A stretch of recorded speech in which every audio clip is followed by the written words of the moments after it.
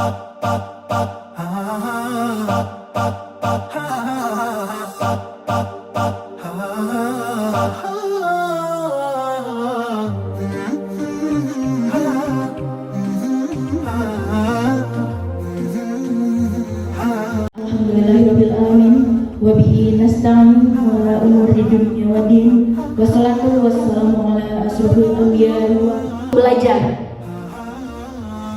Perkenalkan, saya Dea Ponto akan memandu serangkaian kegiatan pembukaan pada hari ini. وصينا الإنسان بوالديه فاغضض من صوتك إن أنكر الأصوات إن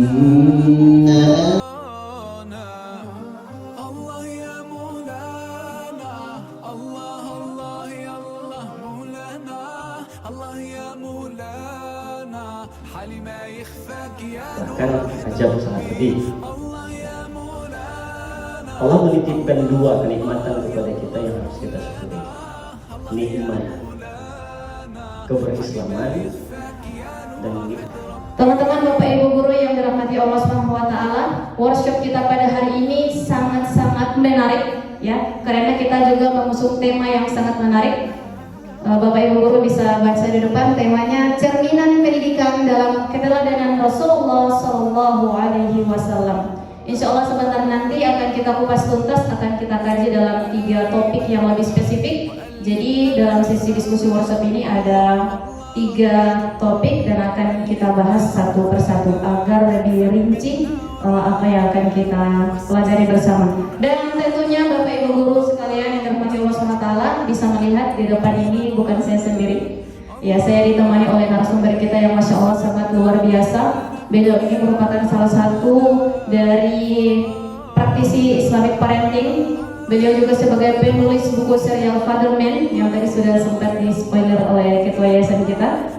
Beliau juga sebagai pembina dalam kajian artis hijrah musyawarah yang sering kita lihat di sosmed kan, teman-teman sudah tidak asing pastinya. Dan tentu narasumber kita hari ini juga sebagai narasumber di berbagai acara, seminar dan juga kajian-kajian parenting. Jadi insya Allah dari latar belakang yang saya sampaikan tadi sudah memberi gambaran kepada kita semua bahwa tema yang kita suguhkan hari ini memang sudah diamanahkan kepada orang yang tepat insya Allah. Ya, tak perlu berlama-lama lagi, langsung saja saya sapa narasumber kita hari ini, Ustadz Benri Jaishur Rahman. Assalamualaikum warahmatullahi wabarakatuh, Ustadz. Waalaikumsalam warahmatullahi wabarakatuh. Ahlan wa sahlan Ustadz.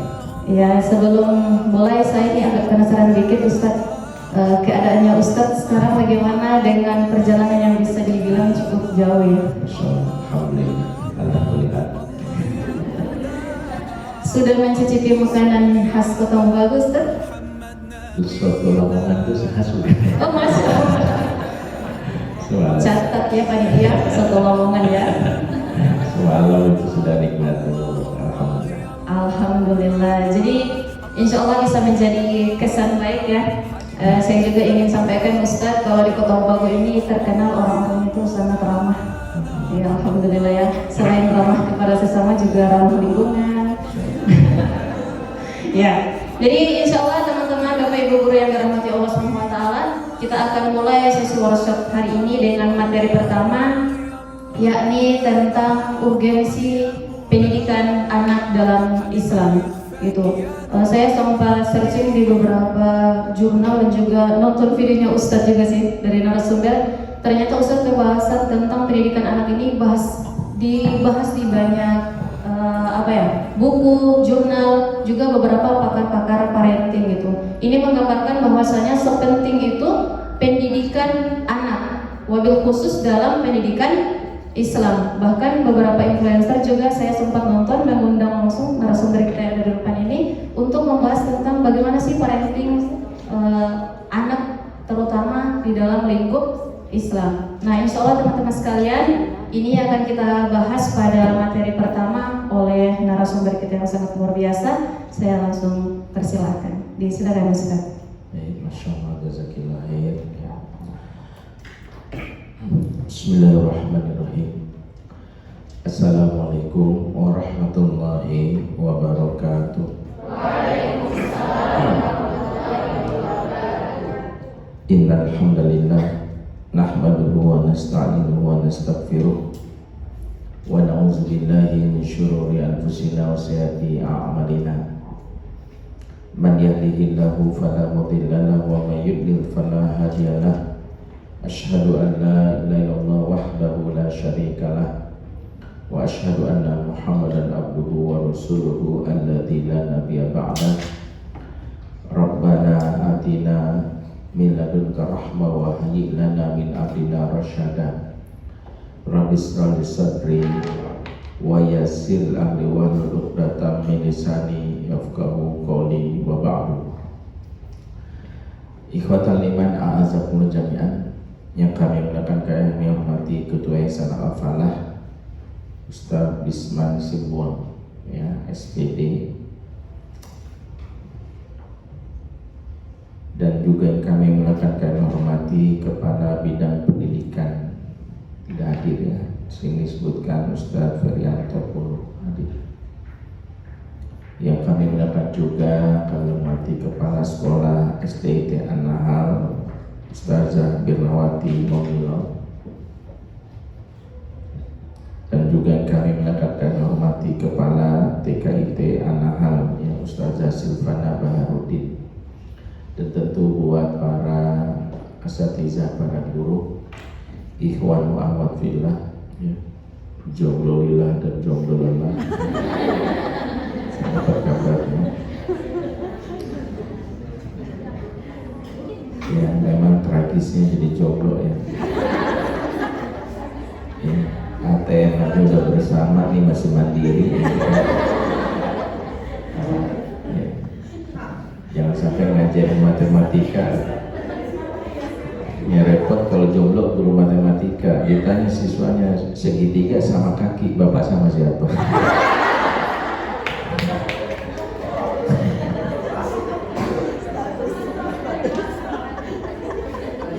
Tapi kita doakan, ya, siapapun yang hadir di sini, buat yang belum dapat jodohnya segera dipertemukan dengan jodohnya.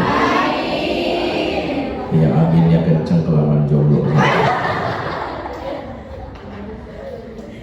Semoga kita yang hadir senantiasa berkah Allah Subhanahu wa taala, dan semoga kita bisa masuk surga bersama-sama. Amin. Yang jelas jomblo gak ada di surga. Karena Nabi mengatakan ma fil jannati azab, di surga nggak ada yang jomblo. Makanya yang pasti kalau jomblo di dunia insya Allah dapat jodohnya surga, ya. Tapi tragis banget bisa jomblo. Baik, ya. Bapak Ibu semua yang dimuliakan Allah, hari ini saya bahagia, ya, walaupun perjalanan cukup jauh, tapi perjalanan jauh ini bagi saya biasa, ya, karena yang lebih jauh dari ini pun sudah sering saya alami. Bahkan saya pernah di berbagai negara, ya. Kemarin waktu saya di Australia, bahkan saya perjalanan darat, saya ingin tahu juga dari Canberra ke Sydney itu 12 jam saya lalui, dan sebenarnya saya menikmati setiap perjalanan, ya, alhamdulillah. Tapi memang kemarin kondisi saya sedang tidak fit, jadi sebelum berangkat juga saya dalam kondisi yang tidak fit, jadi makanya saya bilang saya butuh banyak istirahat dulu, karena memang saya yakin bahwa banyak sekali yang tugas saya di sini untuk berbagi. Perlu saya disclaimer beberapa hal sebelum nanti kita adakan diskusi. Yang pertama, ketika bahas tentang pendidikan itu tidak bisa lepas dari pengasuhan. Karena itu tidak bisa dipilah antara materi guru beda dengan materi orang tua, sebenarnya sama.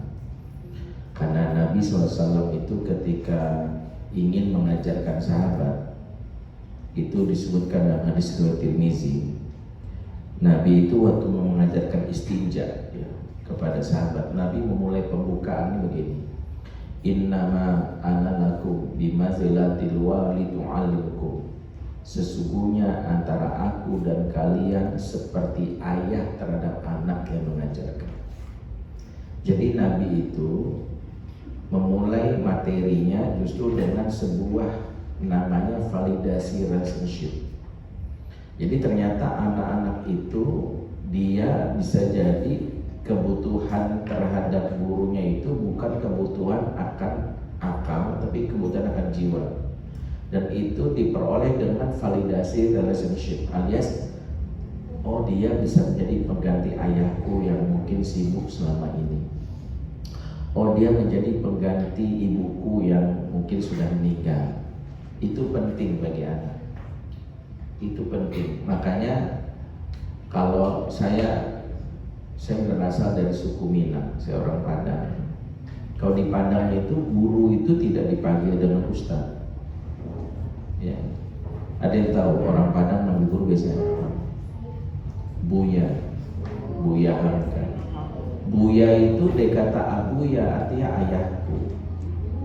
Karena orang Padang tahu ayah-ayah di Padang itu banyak yang merantau, pergi.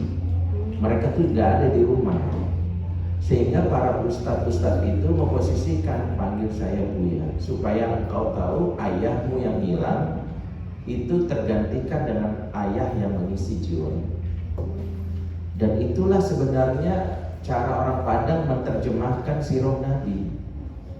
Misalnya Nabi itu dalam Quran, alam yajidka yatiman fa'awa. Bukankah Allah temukan engkau dalam keadaan yatim Muhammad?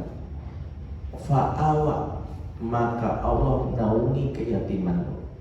Apa maksudnya? Bahwa secara fisik engkau tak punya ayah, secara fakta engkau punya ayah, tapi banyak ayah-ayah pengganti dalam hidup. Makanya dalam budaya Minang itu ayah fisik bisa jadi nggak pernah ketemu, tapi ayah psikologis dimulai dari abuya, para ustadz, para guru. Termasuk apa? Termasuk dari nini mama. Kalau di Padang itu ada budaya nini mama. Nini mama itu orang paman-paman yang memiliki kelembagaan, menggantikan peran ayah. Jadi orang Padang punya kelembagaan paman. Paman-paman itu berkumpul, kalau ada anak bermasalah kami yang akan selesaikan. Sehingga tidak ada anak yatim. Nah ini untuk memberitahu bahwa ketika bicara tentang pendidikan, maka jiwa kita harus jiwa seorang ayah dan bunda. Beda sama jomblonya berat kan. Jangan kan ayah bunda suami istri aja belum besar. Ya. Salah satu kesuksesan workshop ini 2 minggu lagi saya dapat undangan nikah. Kesuksesan workshop, undangan nikah hari ini itu bukan karena saya, dia udah dapat jodohnya. Mudah-mudahan. Oke. Jadi itu poinnya adalah ini disclaimer pertama. Jadi saya ingin supaya posisi kita nanti memahami, oh saya harus menjadi ibu yang mengisi jiwa anak-anak yang bisa jadi selama ini ibunya terlalu sibuk atau terlalu kasar. Oh saya ingin menjadi ayah yang mengisi jiwa anak-anak yang kosong. Karena nanti itu menjadi pembahasan tersendiri. Ini disclaimer pertama. Disclaimer kedua, saya hadir di sini 1 hari dapat 3 sesi, tapi saya lihat malah panitia maunya banyak sekali. Inilah gambaran realita pendidikan, mau banyak dalam waktu yang singkat. Maunya banyak, padahal satu saja asal ahli itu lebih bermanfaat daripada banyak, tapi kita cuma tahu di permukaan. Makanya saya waktu itu bilang sama Mas Syed, kami ini punya modul khusus pengasuhan pendidikan itu tebalnya 1.800 halaman. Untuk bisa membahas ini kajiannya saja 88 kali pertemuan. Kajiannya saja. Ini mau workshop. Makanya kami bilang Saya diundang di Australia itu untuk ngisi workshop cuma satu tema, menumbuhkan fitrah kelaki-lakian. Tema itu doang. Itu satu dari sekian rangkaian materi yang penting. Karena kalau kita bahas nanti di beberapa materi kami, kita akan tahu bahwa hari ini yang hilang itu adalah laki-laki nggak dididik jadi laki-laki. Baik itu gurunya atau nanti anaknya. Makanya nanti kita akan muhasabah di situ. Nah, tahukah untuk membahas ini itu kami cuma membahas itu 3 hari di Australia. Ya, workshop TOT 3 hari. Saya bilang itu pun belum cukup karena workshop itu kami harus banyak melakukan sesi diskusi, sesi materi. Maka saya bilang pembahasan hari ini saya bikin mengalir.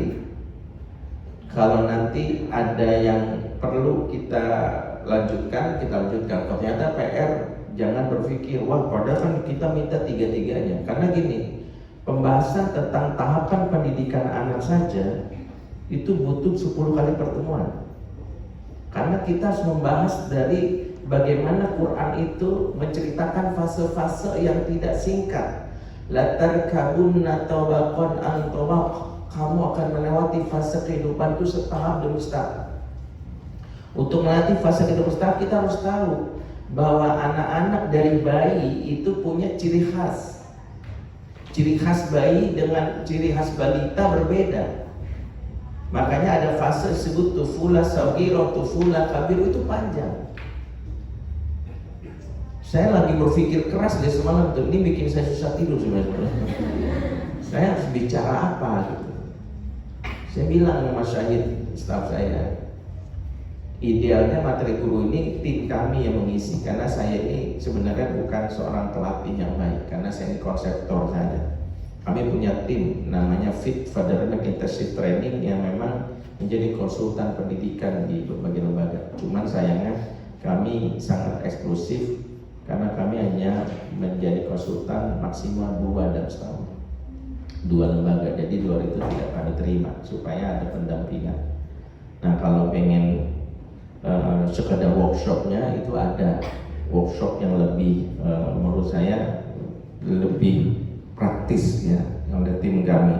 Tapi izinkan untuk kali ini saya ingin membahas yang menjadi salah satu isu kegelisahan kita hari ini ya. Nanti kita ingin ada sesi diskusi dan nanti sedikit saya pengen ada sharing dari Bapak dan Ibu semua.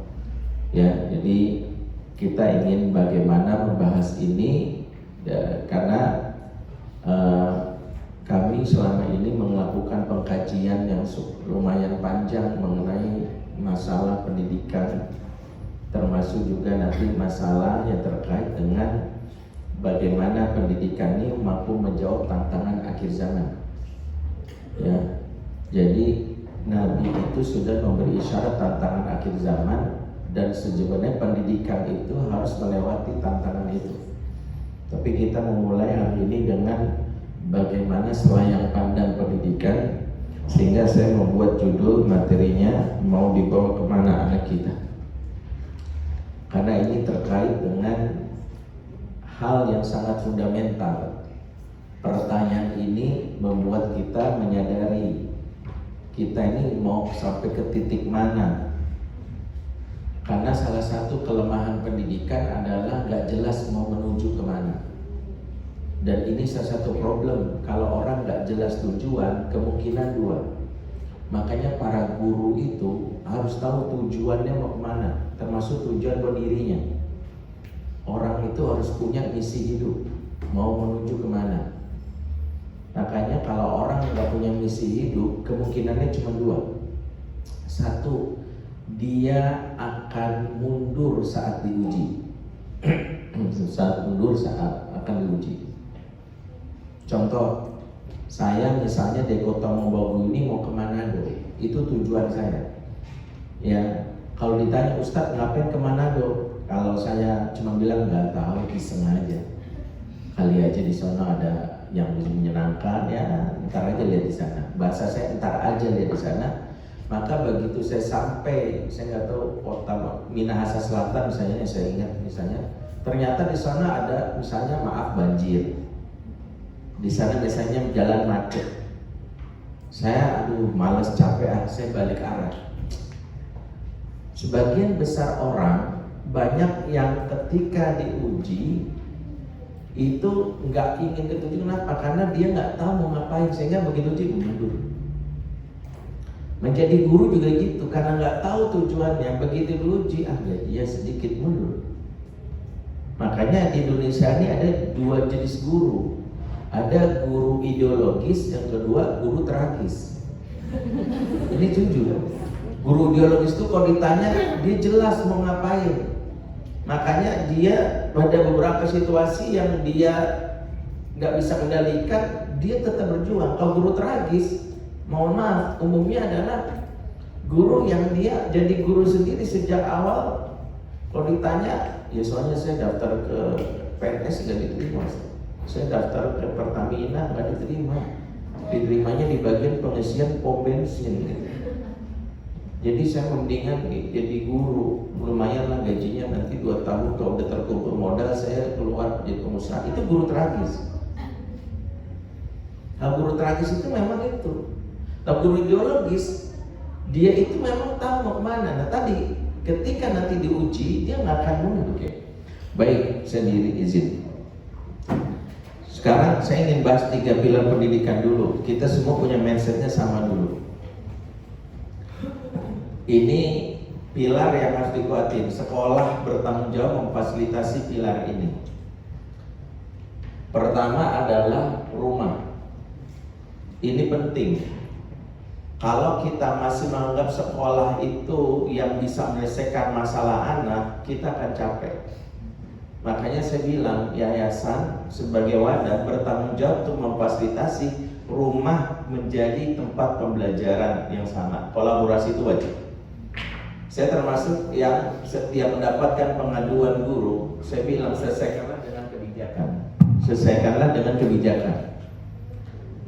Guru tidak bisa diberikan amanah yang berat karena yang ditanggung jawab oleh Allah itu adalah orang tua. Ya alladzina amanu qu anfusakum wa ahlikum nar.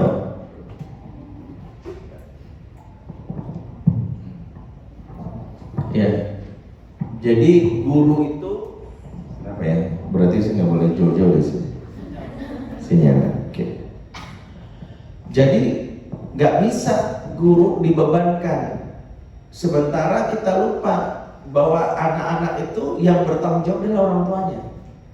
Sehingga kalau saya datang ke sekolah pengaduan-pengaduan, semalam saya diskusi misalnya tentang orang tua begini-begini, saya bilang selesaikannya dengan kebijakan.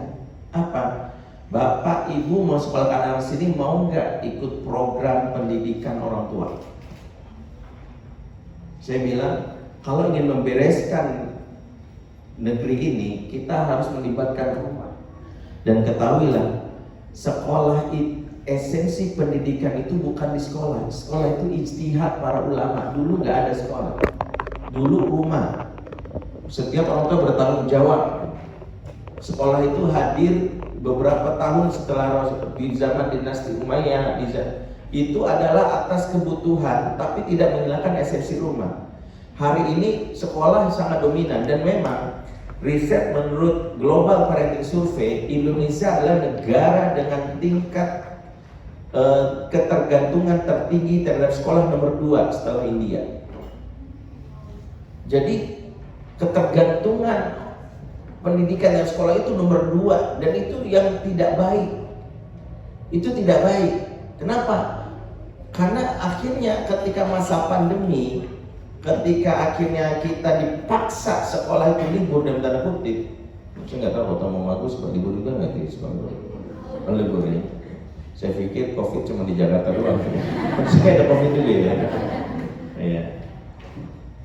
Karena kalau di beberapa daerah saya kunjungi itu mereka warga kampung nggak percaya COVID ya. Walaupun di beritanya ada ya, mereka tetap biasa. Bahkan ada sekolah dipaksa dibuka gitu. Orang tuh datang demo buka nggak. Tapi itu menyadarkan sebagian besar orang tua, kalau kamu tidak memperbaiki diri kamu, ini yang banyak saya sampaikan besok. Tapi sistem harusnya memperbaiki itu. Artinya saya termasuk orang yang ingin membuat guru jangan dianggap lagi buruh pendidikan. Saya selalu bilang, salah satu rendahnya peradaban ketika guru selalu menjadi buruh pendidikan. Suatu hari di zaman Khalifah Harun al-Rashid itu pernah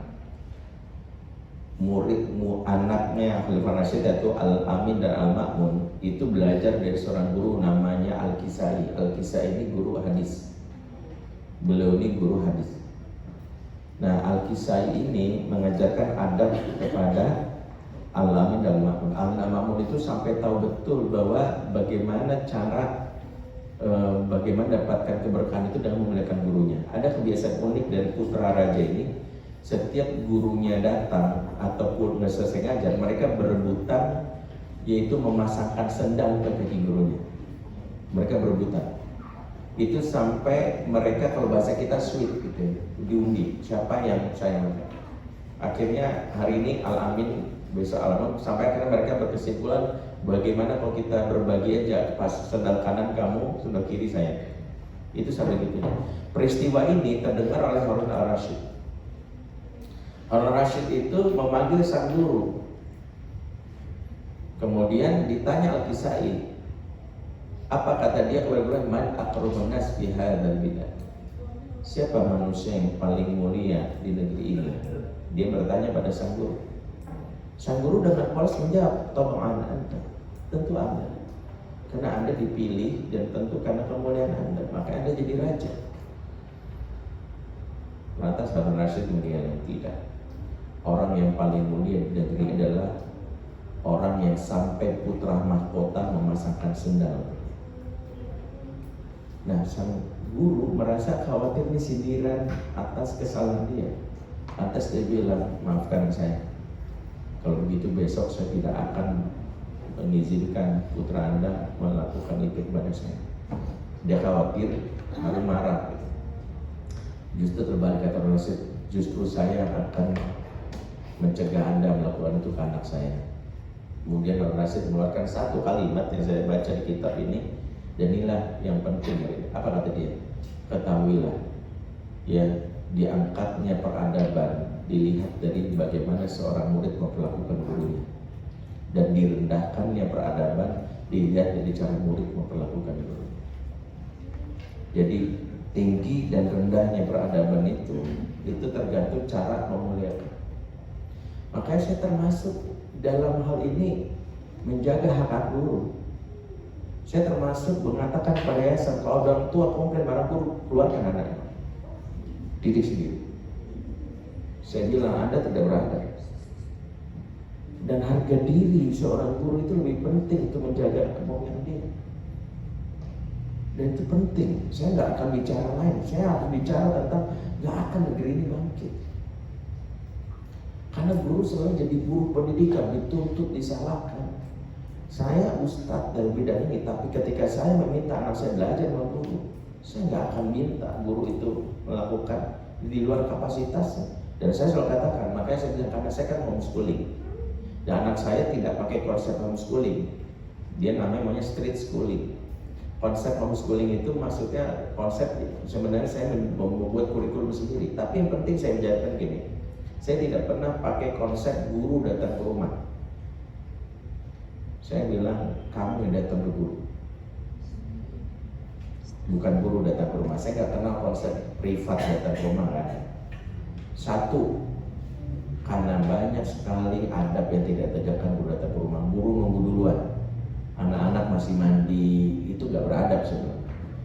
Saya pernah pakai konsep ini karena anak saya masih kecil waktu itu, belum bisa keluar, dianterin, maka saya bilang, izin Ustaz. Tapi saya bilang gini, kalau ustadzmu sudah datang dan kamu belum siap, besok nggak ada lagi guru datang ke rumah. Pastikan ustadzmu datang, kamu udah siap. Yang kedua, nggak ada yang terdistract. Muliakan ustadzmu seperti kamu memuliakan raja. Yang ketiga, kalau ustadzmu sudah selesai ngajar, jangan langsung tinggalkan. Sampai dia naik motor, sampai itu, baru kamu selesai, baru kamu lakukan aktivitas. Sebab ada murid Yang gurunya sampai gitu dia udah, Pak, gurunya ditinggalin bengong udah ngapain ya? Nggak beradab sih bilang. Nah konsep ini hanya bisa kita terapkan perbaikannya kalau rumah pun memiliki kontribusi. Maka saya bilang, saya minta bahkan ini, maaf saya bilang yayasan sejak awal bikin perjanjian, Bapak mau anak Bapak sini, kami punya sekolah orang tua mau online, Bapak harus hadir. Minimal ada daftar, kalau enggak maaf, ada catatan buat anak Bapak, dan kami tidak menyerang anak Bapak, kami menyerang orang tuanya. Kami kembalikan itu aja. Karena kalau kami yang dibebankan tidak akan pernah. Kalau saya bilang rumah itu yang sekarang proyek utama, makanya kami bikin kurikulum di rumah. Tapi kami nggak punya kurikulumnya, kami nggak tahu caranya. Saya bilang kami punya, belajar, kami ada online-nya. Kami punya kurikulum pendidikan anak laki-laki 0 sampai 7, 7 sampai 15, 15 tahun ke atas. Kami punya. Silakan Anda online. Nanti kalau mau besok kami umumkan juga boleh. Kami bahkan kerjasama dengan sekolah-sekolah lain memfasilitasi. Karena gini, saya diminta undangan saya ke luar daerah, ke sekolah-sekolah itu banyak sekali. Saya bilang. Tapi saya nggak bisa membelah diri saya. Konsultasi sampai ribuan. Saya waktu pandemi sehari nerima 50 konsultasi. Sebulan 1.500. Dan saya tahu diri, ini kalau ini saya zolim. Akhirnya saya bikin sistem. Pertama adalah kurikulum parenting itu banyak, tapi saya diminta datang sekali, habis itu orang tua berubah, nggak bisa. Mereka harus sadar, habis itu harus belajar lagi. Makanya saya bilang, mau nggak sekolah tanpa harus saya hadir di sini, tapi orang tua dimotivasi belajar. Kami punya sistem, namanya e-course. E-course itu difasilitasi ke orang tua untuk belajar, dan itu dibimbing oleh tim kami secara online. Mereka cukup punya handphone saja, nanti dipantau. Hari ini sudah nonton video pembelajaran STABD yang pertama belum? Cuma 15 menit sehari. 15 menit sehari. 15 ya Mas Said ya? Mas Said 15 ya? 15 menit maksimal ya? Maksimal 15 menit. Sebulan 15 menit. Sebulan Anda sudah khatam materi pendidikan laki-laki. Nah, pendidikan anak perempuan dulu sebulan lagi 15 menit sehari, 15 menit sehari itu. Nanti dipantau, Anda nggak bisa lompat karena video kami, sistem kami nggak bisa langsung lompat. Wah, jadi ini, oh kita lompat aja lah langsung ke materi yang ini bagus nih. Nggak bisa karena sistemnya adalah video itu harus ditonton secara urut. Jadi dia nggak bisa dikunci. Misalnya dilihat ke materi ini bagus, oh ini bagus nih. Saat anak misalnya mulai membangkang, oh saya mau yang ini aja deh, ini anak saya nih. Padahal materi yang atas itu masih banyak. Kenapa? Karena kami pengen mereka punya pemahaman yang besar, yang luas, daripada mereka cuma nyari solusi. Mendingan dari awal nih, ambil dulu apa yang membuat mereka. Nah itu tadi ada sistemnya. Nah itu mungkin itu buat e-course-nya, mendidik anak perempuan ada lagi. Nah rumah itu wajib. Yang kedua sekolah. Nah di antara sekolah juga, pilar pendidikan itu sekolah udah pasti kita tahu. Sekolah itu pilar yang paling dampak. Masalahnya adalah sekolah hari ini apakah menjalankan tugasnya? Ya, saya itu sedang banyak mengkaji tentang pendidikan di akhir zaman. Ada satu hadis Nabi yang akhirnya saya pikir ini realitas hari ini muncul. Tapi nanti kita bahas. Ada satu hadis Nabi. Tapi hadis ini saya pikirin banget. Inilah masalah tantangan zaman. Nabi bilang gini, Inna min asratis sa'ah, riwayat Bukhari sahih. Sesungguhnya sebagian dari tanda-tanda datang kiamat. Kata Nabi, ayul fa'al ilmu, diangkatnya ilmu. Para ulama ketika menafsirkan kata ilmu itu banyak pembahasan gini ya. Hadis-hadis tentang akhir zaman itu penafsirannya selalu ijtihadi. Ijtihadi itu gini. Sebelum ada faktanya yang dilewati, masing-masing boleh beristihad sesuai dengan hujah yang benar. Maksudnya gini, apa maksud diangkatnya ilmu? Pertama, banyak orang-orang soleh yang meninggal, ulama meninggal, itu maknanya. Tapi makna berikutnya yang harus disadari adalah karena hari ini pendidikan berburu gelar bukan berburu ilmu. Kita ini senang memberi gelar, tapi tidak ilmu. Makanya saya termasuk menghindari promosi jualan anak kami sudah hafiz 30 juz. Yakin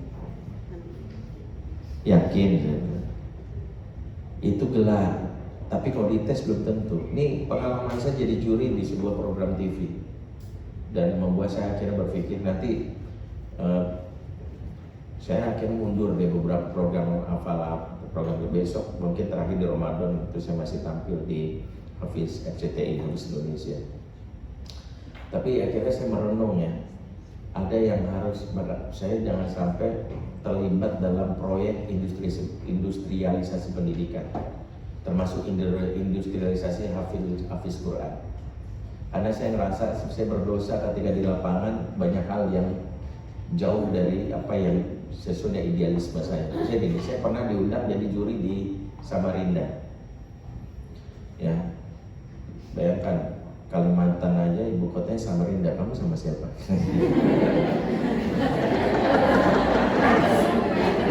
Kenal lagi. Jadi Samarinda.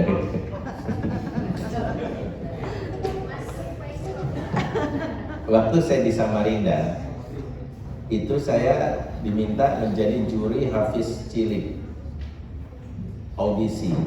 Pesertanya banyak sampai ribuan.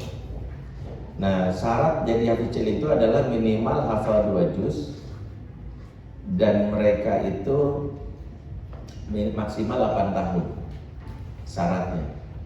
Nah, pada saat saya jadi juri, tiba-tiba ada salah satu peserta panitia begini, Ustaz, maaf Ustaz, kami dapat satu peserta ini umurnya 20 tahun sebenarnya, kami lihat di datanya, tapi badannya kecil dan dia punya keunikan hafalan katanya 4 juz, padahal syarat kita cuma 2 juz.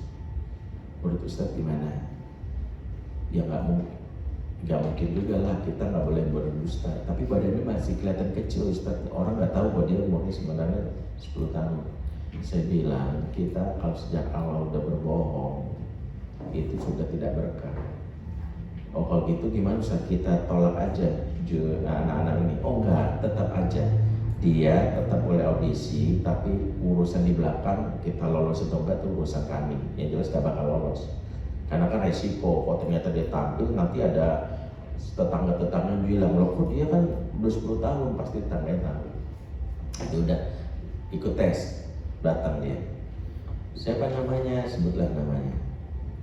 Udah hafal berapa juz? Anda Ustadz, udah 4 juz. Juz berapa aja? Juz 30, 29, 28, 27, Masya Allah. Boleh Ustadz tes? Boleh, lanjutin ya. Juz 27. Idza waqa'atil waqi'ah, langsung tahu dia kan al-waqi'ah, langsung laisa liwaqa'atiha kadibah khafidatu rafi'ah idza rujjatil ardu rajja, seterusnya. Yakfi, cukup saya bilang. Bagus. Sekarang juz 28. Saya kalau dari awal udah ketebak, tengah-tengah aja deh, pengen tahu.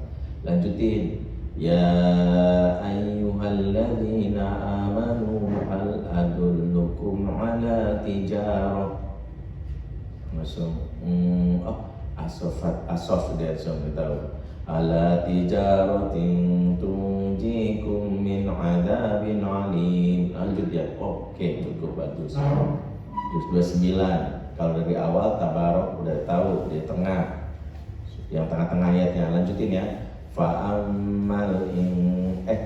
Wa annahu kana rijalun minal insi ya'uduna birijalin minal jin. Lanjut, saya potong situ. Lanjutin, singkat aja. Dia bisa. Surah Al-Jin. Nah begitu juz 30. Kalau dari An-Naba udah kalau mainstream, di tengah lagi. Fa'ammal insanu idza mabtalahu rabbuhu. Cukup situ. Lanjutin. Dia gitu. Boleh diulang Ustaz? Saya ulang. Ustaz boleh gak nama suratnya aja aku? Kalau kasih nama suratnya bisa, aku bisa. Al-Fajr. Oh iya, Al-Fajr. Terus saya tanya gini, katanya udah hafal juz 30. Iya Ustaz, aku kan hafal juz 30 waktu kelas 1, waktu kelas 2 juz 29, waktu kelas 3 juz 28, waktu kelas 4 juz 27. Berarti hafalan kamu berapa? 4 juz Ustaz. Berarti juz 30 hafal kan? Iya Ustaz, itu waktu kelas 1, waktu kelas 2 juz 29. Iya, berarti juz 30 udah hafal kan? Iya Ustaz, itu waktu kelas 1. Bilang terus itu. Paham gak artinya? Artinya banyak anak kita yang hafalannya bukan bertambah tapi berpindah. Dan kita dengan PD-nya diumumkan kelas 6, anak kami sudah hafal 30 juz, patokannya dulu dia pernah juz 30, dihitung sekarang. Itu bohong. Tes yang bener hafalan 30 juz ada jalsah wahidah, duduk satu kali dites sama ulama itu 30. Makanya saya termasuk, apa sih maksud Anda anak ini di dunia depan beban buat dia hanya untuk mempromosikan sekolah Anda? Itulah industrialisasi pendidikan. Anda jualan, bukan ingin mendidik. Jadi kita tuh jualan. Beresin itu dulu, niat kita udah salah sejak awal. Gimana anak-anak bisa benar kalau sejak awal niatnya salah? Makanya saya mundur. Saya sejak awal bilang kalau nggak sesuai, mundur. Kalau saya sederhana aja, saya nggak peduli. Tawaran TV tanya sama Syahid, saya dulu rutin Islam itu indah, tapi ketika ngeliat nggak ada, mundur. Ingin percaya hati, nggak mundur. Bahkan sekarang TV, kalau ngincar saya mau, saya TV One kalau misalnya Ustadz boleh nggak saya ke studio? Kalau ke studio saya nggak mau. Kalau mau saya maunya via online. Akhirnya sekarang kalau setiap acara apa kabar pagi Indonesia itu gampang aja. Saya dari mana aja bisa. Saya nggak mau ke studio. Kemarin terakhir ketika acara di syuting di TV lain, saya bilang sama Mas Fani, enggak nih kayaknya nggak pas. Nurani saya udah bilang nggak pas. Banyak hal yang kayaknya saya hanya terjebak, belum enggak. Artinya kalau kita pakai pendekatan pendidikan, pakai misi, kita tahu ada yang salah di sini. Nah, kita mulai dari beresin itu dulu. Makanya saya bilang, sekolah harus punya kesadaran bahwa ini kami punya misi. Ntar bagaimana membangun misinya, ntar kita akan bahas. Terakhir, lingkungan itu termasuk kenapa hari ini anak bermasalah. Waktu mereka banyak dibesarkan di lingkungan, tapi lingkungan tidak didesain kurikulumnya. Saya akhirnya menggagas lah yang disebut namanya Kampung Sahabat. Kami tinggal di Jakarta, tapi kami di pinggiran Jakarta, rumahnya bukan komplek, tapi kami mendesain lingkungan berkurikulum. Saya itu pernah ditawarin salah satu jamaah Ustadz, saya kasih modal Ustadz bikin sekolahnya, ada tanah di Cisauk, daerah Tangerang tuh 1.400, cukup gak usah banget. Saya bilang uangnya ada berapa, disebutlah harganya. Boleh gak uang tersebut buat saya bikin satu kampung, gak perlu bikin bangunan, saya bikin supaya ada kurikulum. Karena saya berpikir harus ada yang mengambil peran ini. Sekolah sudah banyak, saya pengen yang membina kampung. Salah satu kelemahan kampung sekarang adalah nggak punya kurikulum. Nah, saya bikin kurikulumnya. Nah, namanya Kampung Sahabat. Tagline-nya soleh bareng-bareng tuh hebat. Nah, sejarahnya adalah saya nggak pengen malam. Makanya saya sendiri kadang muhasabah. Kayak semalam nih saya lupa sholat malam nih, padahal saya mau misi. Maka tadi saya izin gitu, saya harus sholat dulu 2 rakaat. Ya. Kenapa? Saya malah karena saking capeknya padahal udah niat besok. Harusnya saya ngisi kajian ini soal malam dulu. Tapi saya lupa, bukan lupa, capek banget teman. Saya lelah sekali, karena gini, saya baru sampai langsung ngisi kajian online. Ya, jadi saya sampai jam 9 itu langsung mulai pembuka, itu udah telat. Ditelepon panitia dari Bandung. Saya ngisi bareng karena Ustadz adiknya Ustadz Hendra Taki sama Bilal. Jadi semalam itu saya udah gitu langsung isi kajian. Nggak mau kan? Saya bilang besok mau ngisi guru, saya ini belum sempat. Tadi saya malu saya. Makanya tadi saya bisa minimal sholat dulu sebelum berangkat, tadi agak telat gitu. Ya, seperti itu. Ini jadi wajib. Ya. Baik, barulah solusi teknis. Solusi teknis itu adalah komunikasi. Ya. Nih, saya sampaikan dulu. Pakai pendekatan tafsir. Saya sangat mencintai kajian tafsir, makanya saya S2 saya rencana mengambil tafsir. Ya. Saya S2-nya nggak selesai di Malaysia, yaitu Family Ekologi. Tapi sekarang saya mau banting setir, mau tafsir. Allah mengatakan kaulan sadida. Makna kaulan sadida itu pertama dalam tafsir Ibnu Katsir, mustaqiman la iwijaj wala inhiraf. Perkataan yang jujur dan tidak berbelok. Makanya guru tidak boleh berbohong. Sebab dulu pendekatan mendidik itu kadang bohong masih dibenarkan asal efektif. Saya termasuk orang tidak percaya komunikasi efektif, karena efektif itu selalu pakai pendekatan hasil. Contoh gini, anak gak mau makan nasi, orang tua bilang nanti nasinya nangis loh kalau gak dimakan. Emang nasi serapuh itu kayak jomblo udah berbeda.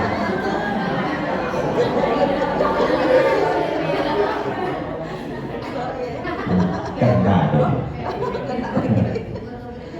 nah pertanyaannya kan gak begitu, itu bohong. Banyak orang tua dulu kan penting efektif. Pernah viral di TikTok seorang ibu mengatasi anaknya yang sering main handphone. Tips biar anak gak main handphone, caranya adalah saat dia tidur gambarkan bagian bawah mata anak pakai spidol. Kemudian setelah bangun kasih cermin dia kasih, kok mataku begini sih bunda? Bunda bilang juga apa, main gadget ya? Iya bunda, tuh sebentar lagi buta.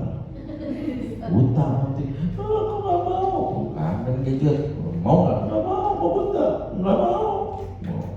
Jadi gadgetnya mau gak mau main gadget lagi itu. Efektif ya? Efektif, tapi nggak pakai prinsip kaulan sadid. Kaulan sadid adalah nggak boleh bohong, karena modal mendidik namanya sikoh, trust. Suatu saat anak akan lagi nih, dasar gurunya tukang bohong, ternyata gue dibohongin. Ternyata mama tukang bohong, sehingga mereka nggak mau bertanya lagi. Makanya kalau kita dicap tukang bohong, hati-hati. Sehingga konsep kaulan sadid menjaga kejujuran. Walaupun makanya efektif itu nanti, yang penting itu adalah jujur dulu. Ya karena kan kita terbiasa dengan hal yang tidak jujur dari negeri ini. Contoh lagu-lagu ada tuh, lagu pengantar tidur, Nina Bobo, oh Nina Bobo, kalau tidak bobo gigit. Pertanyaan emang nyamuk punya SOP gitu, gigit yang dia enggak. Dia udah bobo tetap digigit. Jangan udah bobo digigit dan gigit, cari nggak bobo. Karena nanti anak-anak juga mikir, aku tuh udah bobo, udah tapi masih digigit gitu ya. Ya nggak bobo digigit.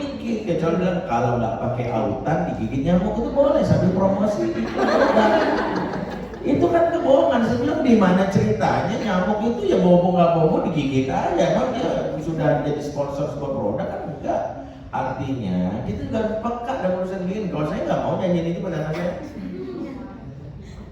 Karena anak saya nanti mikir, aku tuh udah, karena saya tahu hal-hal yang kira-kira anak bertanya, ini benar nggak sih?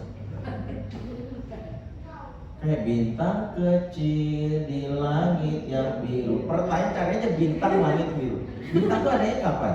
Malam langitnya apa? Nggak ada malam langitnya biru. Kalau langit biru bintangnya nggak kelihatan. Jadi kan kita nggak itulah membuat rusaknya konsep. Kita nggak kalau anak mah realitas sama yang satu kan perasaan gitu. Aku ngeliat bintang mah kita nggak biru dari mana? Hal seperti itu sederhana tapi merusak. Ya, oke. Barulah yang Barulah yang berikutnya makna qaulan sadida, kata Imam Al-Baghawi adalah ai sawaban, suatu tepat. Jadi sebenarnya konsep komunikasi diajarkan oleh Quran kepada anak itu dua, jujur dan tepat. Itu disebut komunikasi patut, disebut komunikasi pengasuhan. Jadi komunikasi pengasuhan itu prinsipnya adalah saat kita mengikat hati, disebut lebih utama dari mengikat pikiran. At-taklif qabla ta'rif. Hati itu lebih, jadi ikat hati sebelum menasehati. Connection before correction. Ya. Suara saya sampai ke belakang nggak? Ini namanya koneksi. Saya ceramahnya dianggap bagus, tapi nggak sampai ke belakang, nggak ada koneksi, percuma. Salah satu SOP ngundang saya, ini bukan tentang tarif, saya nggak pernah mikirin itu. Saya bilang sama saya, kalau ngundang saya, pastikan mic-nya bagus. Saya orang paling sensitif dengan mic. Saya pernah diundang di suatu daerah Sulawesi juga, yang undang pengusaha. Saya diundang dengan fasilitas premium, pesawat dapat jalan-jalan bisnis, dapat bisnis, hotelnya bintang 5 disebut pakai Alphard, ngisi di sebuah hotel. Begitu saya di hotel itu, hotel Mercure waktu itu, ballroomnya 1000, tapi soundnya mendem. Soundnya itu gak kedengeran yang belakang. Saya mau gak mau, saya ngomong apa adanya. Saya ini bukan artis. Kalau saya artis, saya diri aja, senyum-senyum sudah cukup. Orang gak peduli, nanti bisa foto sama satu saya bukan artis. Saya punya misi. Anda memperlakukan saya mbak artis bagus, tapi ketika Anda lupa esensinya di sound, coba saya ceramah terus teriak-teriak karena soundnya jelek. Saya harus jalan saja. Dan itu buruk banget. Saya gak boleh teriak sebenarnya, karena pendidikan itu mereka boleh teriak. Tapi kalau saya pelan gak denger orang. Itulah kenapa saya bilang kalau ngundang ustadz, soundnya mikirin. Kalau soundnya jelek itu percuma sebenarnya. Gak ada misi dapat. Saya bagus ceramahnya kata orang itu kalau terkoneksi. Connection before correction. Anda mau koreksi tapi gak ada koneksi, orang gak denger. Misalnya yang belakang misalnya gak denger omongan saya. Katakan materi saya depan, menurut yang depan bagus, yang belakang gini ngobrol aja nggak ngerti dia. Makanya koneksi itu penting. Kenapa kesalahan kita buru-buru mengkoreksi? Kalau saya selalu cek sound, saya pernah ngisi gadget online, saya batalin. Saya nggak peduli dengan orang, sampai saya tersinggung. Dia bilang, kami kan udah transfer ke Ustadz, balikin aja uangnya saya. Bukan masalah itu. Jadi waktu kita ngisi Zoom, apa gimana maksudnya kejadian? Pokoknya intinya ini ya Bang, jaringannya jelek. Jaringannya jelek, bukan jaringannya, Zoom se-Indonesia lagi bermasalah. Jadi ada jamaah lagi nih, Ustadz suaranya kedengeran, Ustadz padahal saya cek jaringan saya bagus, wifi-nya bagus. Mereka saya sampai bilang gini, jangan-jangan ibu, ternyata semuanya nggak dengar. Barulah akhirnya Mas Syahid ini cek di berita, ternyata baru tahu bahwa Zoom lagi bermasalah sehingga tidak bisa terkoneksi dengan beberapa orang. Akhirnya saya bilang gini, kita kajiannya saya batalin, cari waktu lain. Dengan pede pada dia, gak apa-apa usah terusin aja kan kita udah bayar. Saya tersinggung, saya balikin ngomong. Karena buat apa saya ngomong tapi gak sampai? Buat apa? Gitu. Nah, prinsipnya gitu, kita ini kebanyakan ngomong tapi nggak sampai. Kenapa? Karena kita maksain, padahal koneksi harus mengkoreksi.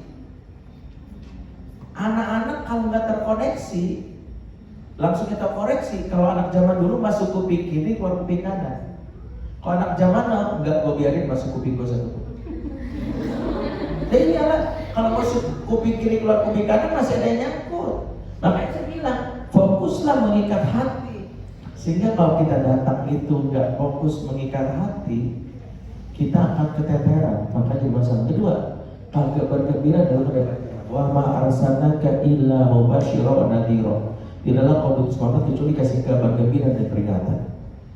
Kabar gembira dulu. Berikutnya bertahap, tidak instan. Jadi nggak ujuk-ujuk langsung. Ingat, bertahap. Kuc hotahe.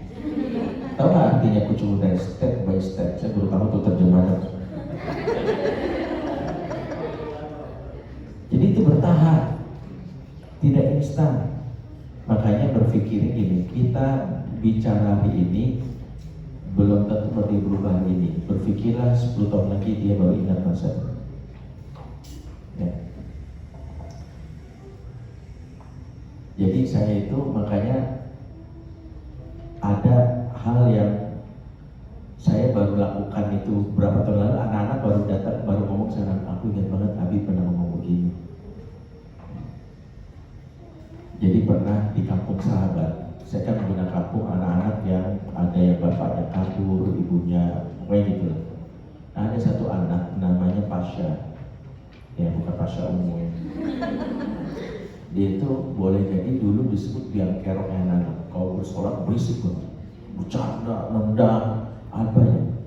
Saya kalau jadi imam sudah gini, Abi minta waktu kalian 5 menit untuk tenang.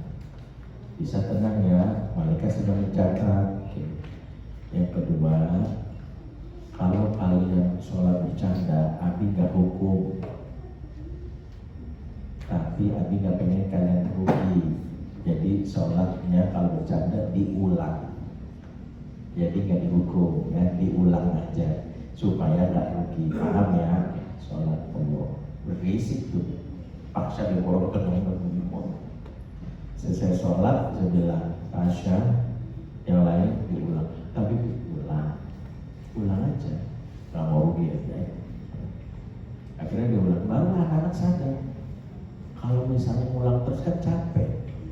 Gara-gara itu mereka sholatnya tertib. Itu yang pertama.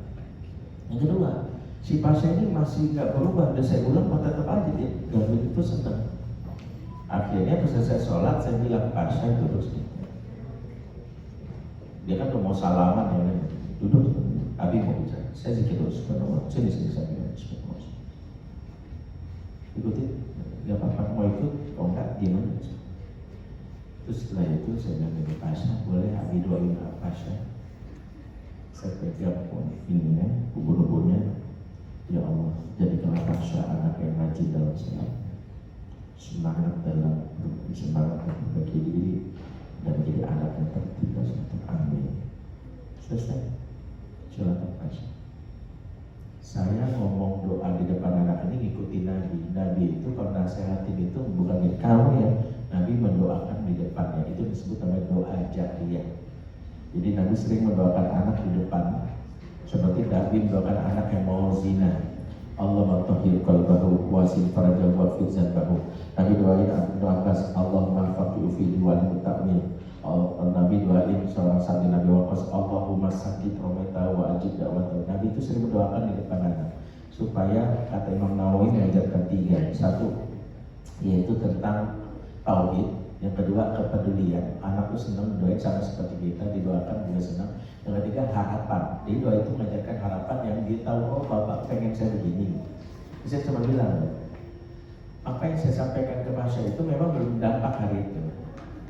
Singkatnya Pasha akhirnya dia karena ibunya kawin lagi, bapaknya meninggal, dia akhirnya kabur. Singkatnya dia akhirnya pergi sampai akhirnya lontang-lantung ke pesantren sana sini. Dia udah gak jelas lagi, pindah-pindah pesantren. Suatu hari dia bukan WA, SMS, Assalamualaikum Abi. Saya kaget, masih ingat aku nggak, aku Pasha. Bukan dari waktu itu udah Islam. Saya tanya, Pasha yang mana? Pasha yang dulu pernah di kampus sahabat. Ya Allah, Pasha gimana kabar? Abi kangen nih, nggak ketemu. Iya, kok Pasha bisa tahu nomor Abi? Iya, jadi sejarah dia membentukkan nomor saya itu bisa terharu. Jadi dia tuh ingat saya itu pada saat mendapatkan kelakuan tidak nyaman dari dulunya. Dia hanya bilang, aduh seandainya ada Abi di sini gitu. Tiba-tiba dia pengen kontak saya tapi nggak tahu. Akhirnya dia iseng-iseng cari YouTube karena ternyata Abi kan ustadz YouTuber. Jadi dia cari di YouTube tuh. Ketika cek di YouTube, pas banget ada ceramah saya yang di bawahnya ada running text. Running text itu isinya tentang promo kajian saya. Ikuti kajian sama Ustaz Bindri, bla bla bla. CP-nya, disebut CP-nya tuh. CP-nya adalah salah satu staff saya, namanya Mas Miko. Selain saya ada Mas Miko. Dihubungilah.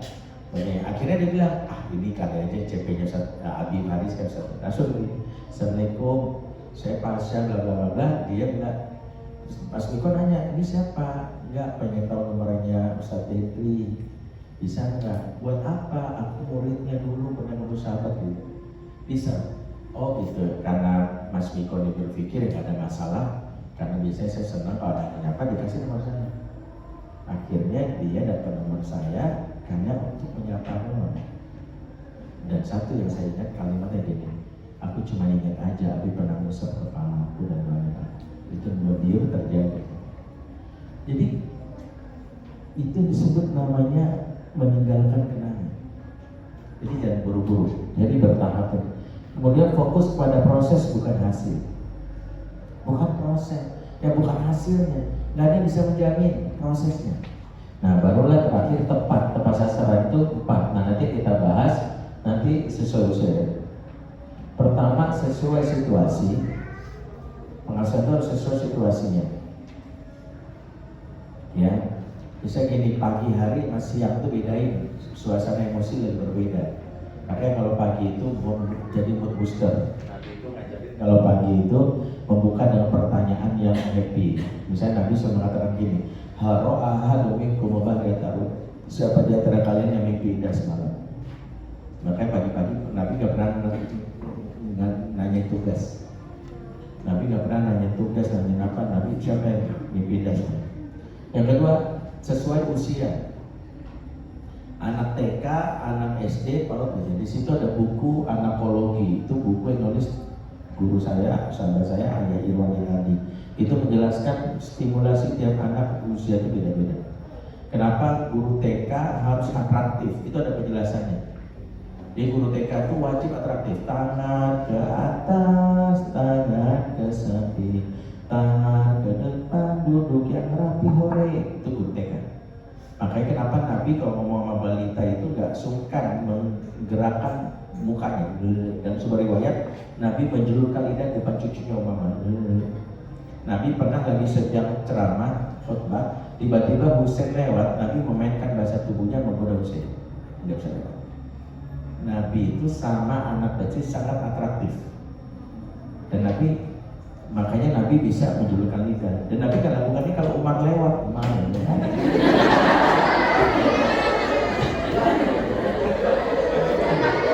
Karena beda.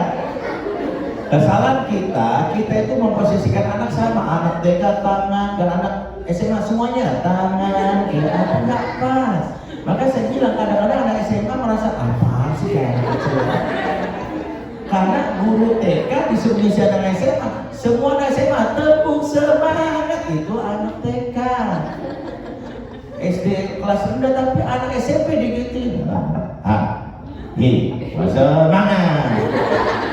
Bahasa tubuh mereka udah menunjukkan apaan sih. Jadi kalau kita lihat anak-anak itu nggak ada gairah, itu tanda kita salah, nggak tepat.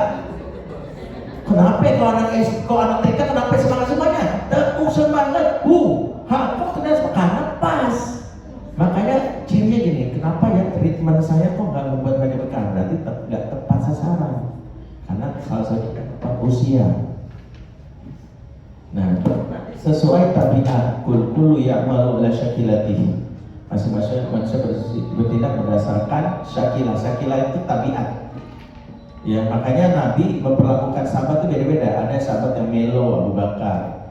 Ada sahabat yang keras, tegas, Umar. Kalau Umar kan keliling ketemu orang lain, ya nih aduh bunuh kok hadal munafik, saya penggal kalau gitu. Itu Umar tuh. Jadi anak-anak kita ada kayak gitu tuh, hantam aja Pak, tahan aja, injak, itu Umar. Tapi ada yang melo kayak Abu Bakar, apa nangis. Jadi jangan bilang gini, nggak boleh nangis. Ini kesalahan kita. Kita memaksa anak semua jadi Umar.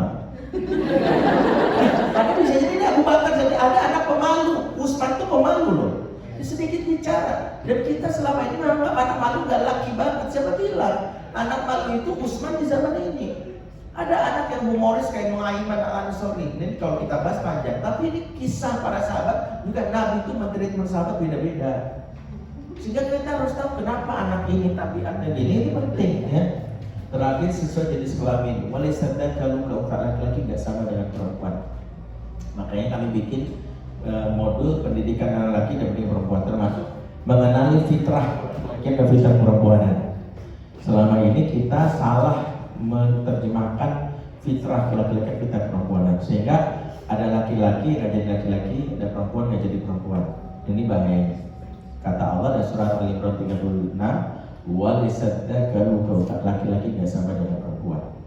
Makanya kesalahan kita adalah menyamakan. Padahal dia, dan ingat, tidak sama itu kan berarti adalah diskriminasi. Ustaz diskriminasi nggak suka dengan teori feminis. Saya bilang tidak sama itu artinya mengunikkan, bukan berarti diskriminasi. Maaf ya, ikan sama monyet betul-betul sama-sama hewan, tapi mereka berbeda. Nggak boleh bilang ikan, monyet bisa manjat pohon. Masa kamu nggak bisa? Monyet tuh, kan malu, masa? Nggak boleh bilang monyet ikan bisa berendam di laut, nggak mati-mati. Masa kamu nggak bisa? Zalim, makanya nggak bilang gini, kamu laki perempuan sama saja. Kalau laki-laki bisa, perempuan harus bisa. Kan bisa begitu ngomongnya. Pahamilah, ada 7 fitrah laki-laki, 7 fitrah perempuan. Ya, nanti kita akan bahas apa saja yang hilang hari ini tentang fitrah laki-laki dan perempuan. Tapi ini saya bagi dulu. Nah, dari sinilah komunikasi kita harus tahu. Jadi komunikasi itu mengajarkan tentang, nah terakhir yang kelima, ini belum ditulis ini, sesuai dengan bahasa cinta. Jadi anak-anak itu ada bahasa cintanya word of affirmation, yaitu kan ada 5 menurut Chapman. Walaupun saya merangkum dari berbagai dalil, tidak cuma 5. Yang 5 itu populer, tapi kenali bahasa cintanya. Ya sesuai dengan bahasa cinta. Oke ya. Itu mungkin dulu sebagai sambungan rentetan materi kita dari pagi tadi sampai hari ini. Mudah-mudahan dapat 2 solusinya, spiritual dan komunikasi. Nah, problem komunikasi nanti kita akan jabarkan di sesi berikutnya. Aku lupa saja.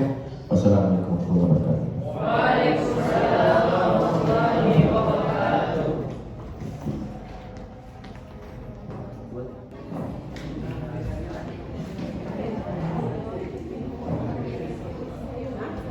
Baik, bismillahirrahmanirrahim. Assalamualaikum warahmatullahi wabarakatuh. Waalaikumsalam warahmatullahi wabarakatuh.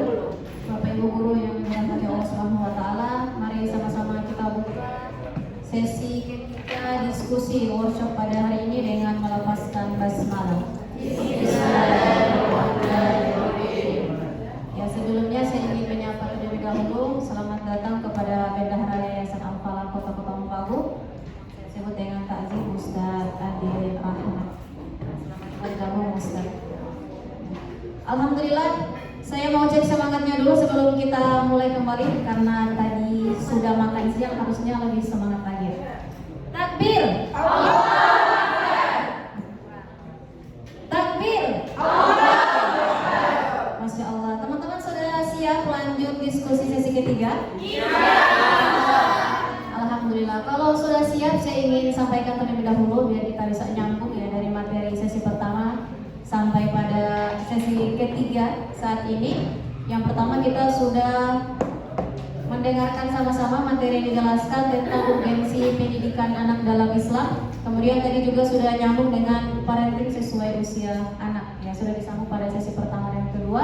Dan insya Allah pada sesi ketiga ini kita akan lanjut pada materi yang ketiga, dan ini tentunya sangat relate sekali dengan peran kita sebagai orang yang berprofesi sebagai pengajar, pendidik atau sebagai guru. Nah, tadi juga sudah sempat dijelaskan ya oleh Ustadz di awal bahwasanya yang bertanggung jawab atas tumbuh kembangnya anak, pendidikannya anak itu bukan hanya orang tua di rumah. Ya, karena kita juga punya peran sebagai pendidik, sebagai orang tua, tentunya kita juga perlu adanya amunisi, ilmu, bekal sebagai pendidik sehingga bisa nyambung antara pendidikan anak yang didapatkan di rumah juga saat anak-anak kita berada di lingkungan sekolah dengan kita semua sebagai guru tentunya. Insya Allah akan disampaikan langsung oleh narasumber kita yang luar biasa, masih bertahan sampai pada saat ini, alhamdulillah Ustadz. Jadi pada sesi ketiga ini, pada akhir diskusinya insya Allah akan saya beri kesempatan juga kepada Bapak Ibu guru bertanya, hanya 2 orang. Ya, jangan dulu angkat tangan ya, karena materinya juga belum dimulai. Sabar, tapi kalau sudah ada kepikiran pertanyaannya apa, boleh dicatat gitu ya. Baik, karena semuanya sudah siap dan insya Allah untuk menambah keberkahan, jangan lupa tetap luruskan niat di awal tadi. Sampai pada detik ini kita belajar, insya Allah diberkati Allah Subhanahu wa Ta'ala. Dan tanpa berlama-lama lagi, langsung saja insya Allah kita dengarkan materi sesi ketiga tentang ilmu parenting bagi guru yang akan disampaikan oleh narasumber kita, Ustadz B.J. Suratman. Silakan Ustadz. Bismillahirrahmanirrahim. Assalamualaikum warahmatullahi wabarakatuh. Alhamdulillah, wassalatu wassalamu ala rasulillah wa ala alihi wasahbihi wa wala ba'du. Ikhwatal iman azakullah, kita sampai di sesi ketiga.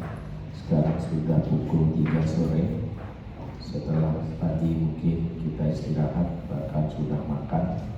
Sesi ini memang sesi yang berat untuk saya, karena ini sesi waktu bagian halusinasi tingkat tinggi.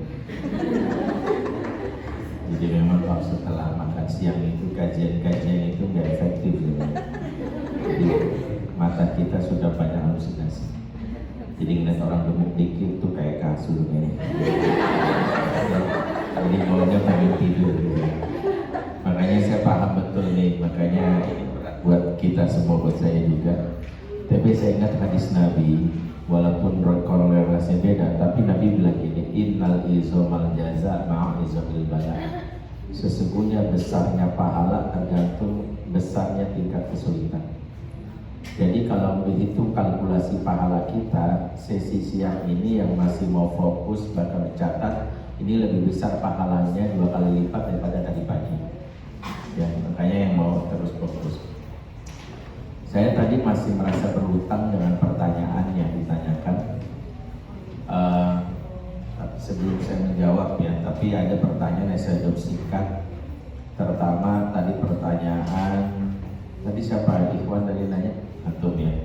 Yang kedua itu kan masalah bagaimana guru memang menjadi administrasi. Memang gini, ada hal yang tidak bisa kita kontrol di dalam kehidupan, ada yang bisa kita kontrol.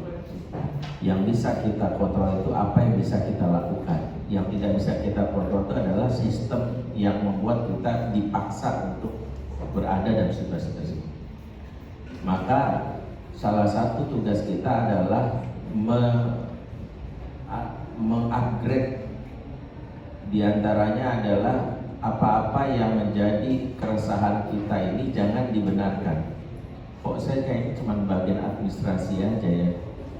Tapi kalau kita nggak lakukan, kita menyalahi sistem. Maka lakukan itu, tapi upgrade diri. Artinya gini, kalau dengan pola waktu yang dipaksa kita jadi admin pendidikan, katakanlah, itu kita bekerja itu misalnya 8 jam, maka karena kita punya idealisme harus mengajar dan punya kemampuan mengupgrade diri, maka paksakan diri untuk bekerja 16 jam meskipun yang digaji cuma 8 jam.